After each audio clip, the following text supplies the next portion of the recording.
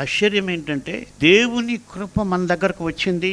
ఆ విషయం మనం మర్చిపోకూడదు. దేవుని కృప యేసును నమ్మిన ప్రతి ఒక్కరి దగ్గరకు వచ్చింది కాబట్టి నువ్వు యేసు ప్రభుని నమ్మావు. దేవుని కృప నీ యొద్దకు రాకపోతే నువ్వు యేసు ప్రభుని నమ్మి ఉండేటువంటి వ్యక్తివి కాదు. కాబట్టి ఆయన కృప నీ దగ్గరకు వచ్చింది. ఎంత గొప్ప కృప!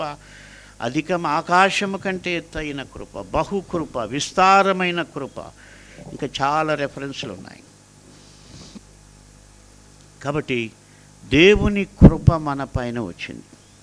మొట్టమొదట కృప అన్నటువంటి మాట పరిశుద్ధ గ్రంథంలో ప్రత్యేకంగా ఈ కోణంలో మనం చూసినప్పుడు నోవహుకు దేవుని కృప పొందినట్టుగా మనం చూస్తాం. ఆదికాండం 6:8 అయితే నోవహు యెహోవా దృష్టి యందు కృప పొందినవాడాయను.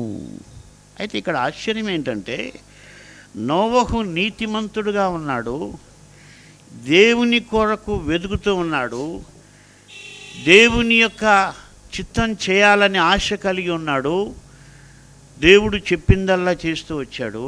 అందుకే దేవుని కృప నోవహుకు కలిగింది. అయితే మనకెలా కలిగింది?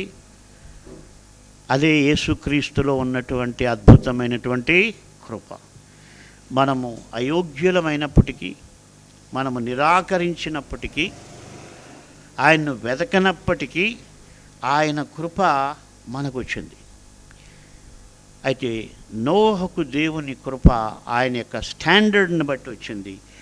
ఆయన యొక్క ఒక రకంగా ఆయన క్వాలిఫికేషన్ని బట్టి ఆయన యొక్క నమ్మకమైన వ్యక్తిగా కనిపించాడు. కానీ మనం నమ్మకమైన వ్యక్తులుగా కనిపించలేదు కదా. మనం బలహీనులుగా ఉన్నాం, పాపులుగా ఉన్నాం, శత్రువులుగా ఉన్నామని రోమాపత్రిక 5వ అధ్యాయంలో పౌలు చెబుతాడు.